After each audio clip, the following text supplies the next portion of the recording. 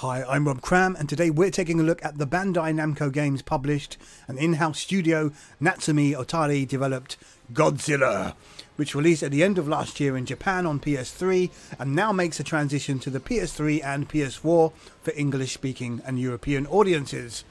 In a nutshell, players assume the role of one of the versions of Godzilla in a variety of modes, which includes a story-themed arcade mode, God of Destruction, which has you grow your chosen beast across several stages, an online versus mode for up to 3 players to duke it out against each other, and then several variations on the arcade mode where players can take on the stages as other legendary kaiju, or monsters, whatever you want to call them.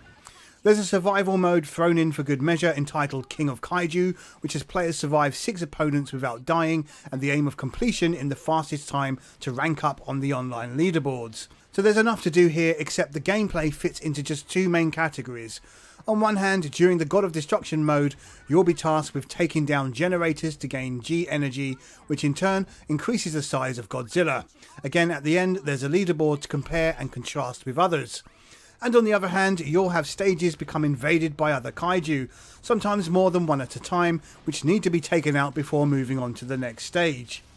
So there's 2 layers of gameplay here, where smashing up the generators, sometimes with a time limit, buildings and the human forces who come in tanks, helicopters and fighter jets, and then a more traditional fighting game approach where you face off amongst all the carnage against the other kaiju. It works, and despite a lot of repetition due to a lack of moves per character, is surprisingly satisfying. What is neat is the fact that each of the 22 playable characters has its own fighting style, which although is limited to just a handful of moves, makes them play differently. So if you take Godzilla's ground-based attacks and compare them to the flying antics of an adult Batra, you'll find each has his own strengths and weaknesses. This is most notable when taking out the human forces, where some characters are better suited at stomping on the ground units, whereas others are great for swatting the aerial attackers. Either way, there's little depth here and a distinct onus on simplicity for fun, which might disappoint those looking for something a bit more meaningful. That said, more moves can be purchased by way of upgrading, but this is a convoluted process that simply locks away elements of the game behind hours of grinding, which isn't big or clever.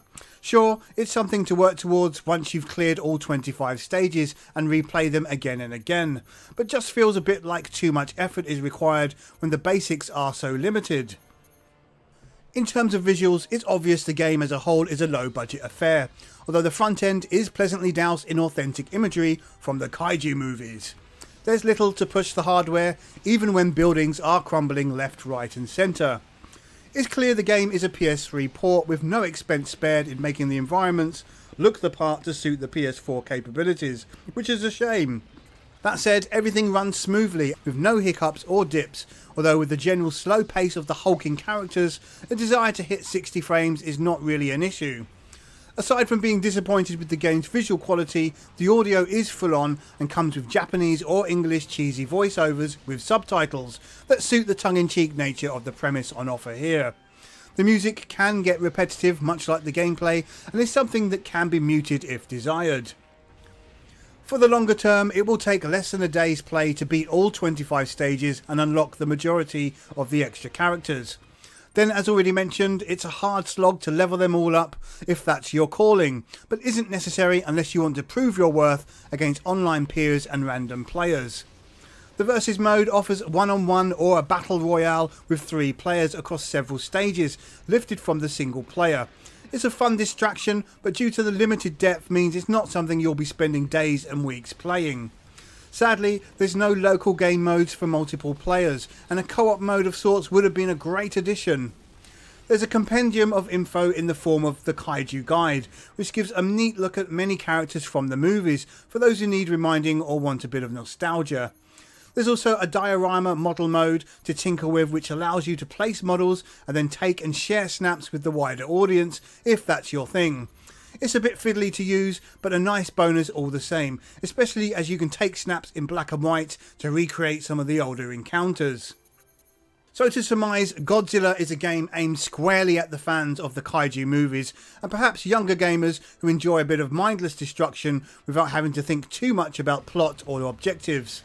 There's a lot of repetition here, but due to the likeable nature of the subject matter, remains an enjoyable distraction for the most part, although not something that will hold one's attention over the longer term. A lack of overall finesse for the PS4 version lets the game down greatly, and having options locked away behind hours of grinding isn't the best approach either. So for fans, the price might be a little steep, coming in at almost a full price game on the PS4, where if you just got to buy it day one, then you have been warned. For anyone else, it's recommended you wait for a price drop before even considering, and if you're not impressed with the last gen visuals and oversized monsters or insects, then this isn't likely to be for you. Godzilla the game could have been so much more had it been given a greater budget, but as it stands, it's still surprisingly fun despite its under par visuals and simplistic gameplay. Godzilla scores 6.5 out of 10. I'm Rob Cram, thanks for watching.